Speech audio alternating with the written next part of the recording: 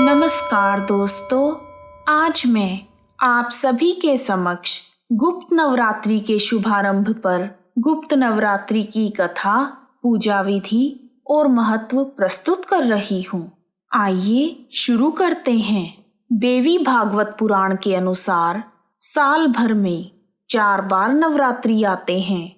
चैत्र और आश्विन मास के नवरात्रि के बारे में सभी जानते हैं और देवी भगवती की उपासना भी करते हैं, लेकिन माघ और आषाढ़ मास के नवरात्रि को गुप्त नवरात्रि कहा जाता है। इन दिनों में माँ दुर्गा की गुप्त रूप से आराधना की जाती है। एक प्रचलित कथा के अनुसार एक समय श्रृंगी ऋषि अपने भक्तों को दर्शन देने के लिए एक नगर में पधारे।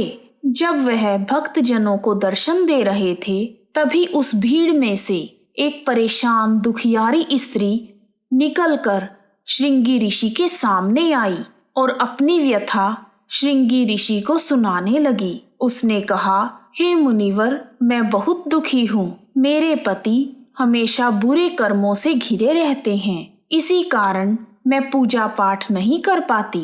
वह धर्म से संबंधित किसी भी कार्य में मेरा साथ नहीं देते और ना ही मुझे करने देते हैं। वह दान के लिए निकाला हुआ अन्न भी किसी को देने नहीं देते। वह मांस और मदिरा का सेवन करते हैं, जुआ खेलते हैं। उनके ऐसे दुष्कर्मों के कारण मैं बहुत परेशान हूँ, लेकिन मैं माँ दुर्गा की परम भक्त हूँ और उनकी पूजा करना चाहती हूँ और पूरे भक्ति भाव से अपने परिवार के इन कर्मों को सुधारना चाहती हूँ। श्रृंगी ऋषि उस स्त्री की बातें सुनकर उसके मनोभावों को जानकर प्रसन्न होते हैं और उसे उपाय बताते हुए कहते हैं कि वसंत और शरद ऋतु के नवरात्रों को तो हर कोई जानता है, लेकिन माघ और आषाढ़ मास के नवरात्रों को गुप्त नवरात्रि कहा जाता है। माँ दुर्गा की आराधना इन 9 दिनों में गुप्त रूप से की जाती है। जिस प्रकार प्रकट नवरात्रों में 9 देवियों का पूजन होता है, उसी प्रकार गुप्त नवरात्रि में 10 महाविद्याओं की पूजा की जाती है। श्रृंगी ऋषि के ऐसा कहने पर उस स्त्री ने पूछा, हे मुनिवर, कृपा करके बताएं कि यह 10 महाविद्याएं क्या हैं? उस स्त्री की जिज्ञासा को देखकर श्रृंगी ऋषि बोले, 10 महाविद्याएं देवी सती के 10 रूप हैं। जब शिव और सती का विवाह हुआ, तब सती के पिता प्रजापति दक्ष इस विवाह से खुश नहीं थे। उन्होंने भगवान शिव का अपमान करने के उद्देश्य से एक विशाल यज्ञ का आयोजन किया, जिसमें उन्होंने सभी देवी देवताओं को आमंत्रित किया, लेकिन अपने जमाता भगवान शंकर और पुत्री सती को बुलावा नहीं भेजा। जब सती को इस यज्ञ के बारे में पता चला, तो उन्होंने यज्ञ में जाने की जिद की, जिसे भगवान शिव ने अनसुना कर दिया। इस पर सती ने स्वयं को एक भयानक रूप में परिवर्तित कर लिया, जिसे देख भगवान शिव भागने के लिए उद्यत हुए। अपने पति को डरा हुआ जानकर माता सती उन्हें रोकने लगी, तो शिव भगवान जिस भी दिशा में गए, वहां पर माता सती का एक अन्य विग्रह प्रकट होकर उन्हें रोकने लगा। तब हार कर भगवान शिव सती के सामने आकर खड़े हो गए। उन्होंने सती से पूछा, यह कौन है?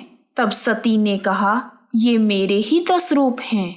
आपके सामने खड़ी हुई यह विद्या कृष्ण रंग की महाकाली है। इनके ऊपर नीले रंग की तारा है, पश्चिम में छिन्नमस्तिका है और बाईं ओर भुवनेश्वरी, पीठ के पीछे बगलामुखी, पूर्व दक्षिण में धूमावती, दक्षिण पश्चिम में त्रिपुर सुंदरी, पश्चिम उत्तर में मातंगी तथा उत्तर पूर्व में षोडशी हैं और मैं खुद भैरवी के रूप में अभय दान देने के लिए आपके सामने खड़ी हूँ। यही 10 महाविद्याएं 10 शक्ति स्वरूप हैं। बाद में माता ने अपनी इन्हीं शक्तियों का उपयोग दैत्यों और राक्षसों का वध करने के लिए किया।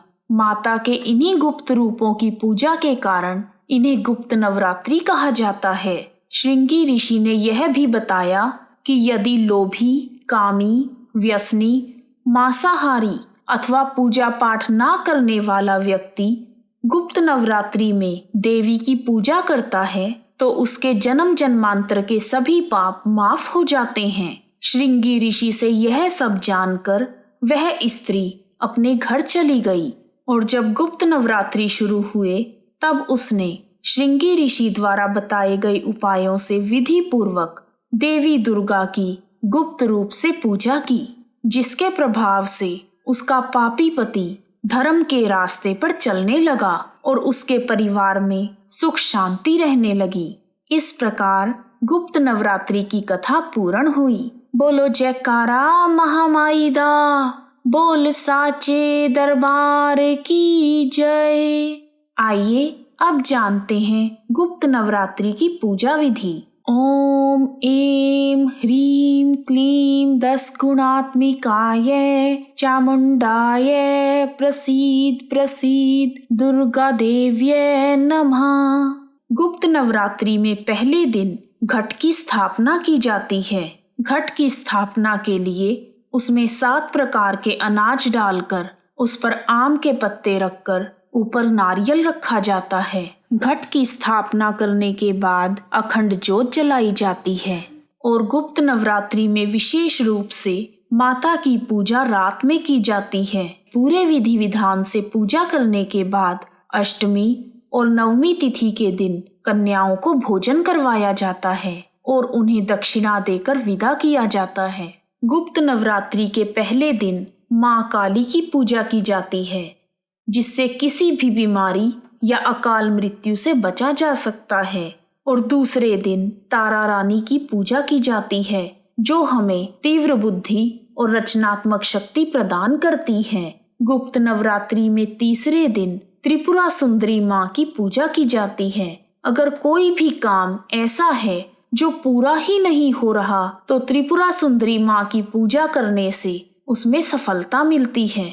गुप्त नवरात्रि के चौथे दिन मां भुवनेश्वरी की पूजा की जाती है, जो सभी इच्छाएं पूर्ण करती हैं। और 5वें दिन छिन्न मस्तिका माता की आराधना की जाती है, जिनकी साधना से सभी प्रकार के रोजगार संबंधी मसले दूर हो जाते हैं। 6ठे दिन त्रिपुर भैरवी मां की आराधना करके विवाह में आ रही बाधाओं से मुक्ति मिलती है। 7वें दिन बुरी नजर, तंत्र मंत्र, जादू टोने, भूत प्रेत आदि से छुटकारा पाने के लिए मां धूमावती को प्रसन्न किया जाता है। और 8वीं महाविद्या बगलामुखी को खुश करके किसी भी समस्या का समाधान किया जा सकता है। और 9वीं महाविद्या मातंगी देवी घर गृहस्थी से जुड़ी हुई हर प्रकार की परेशानी का उपाय बताती हैं। 10वीं महाविद्या कमला देवी हैं। ये धन और सुंदरता की देवी हैं। इनकी साधना से सभी प्रकार के भौतिक सुखों और ऐश्वर्य की प्राप्ति होती है। ओम दुर्गा देव्ये नमः। जय माता दी। यदि आपको वीडियो पसंद आया है तो कमेंट बॉक्स में मां का जयकारा अवश्य लगाएं। जय माता दी।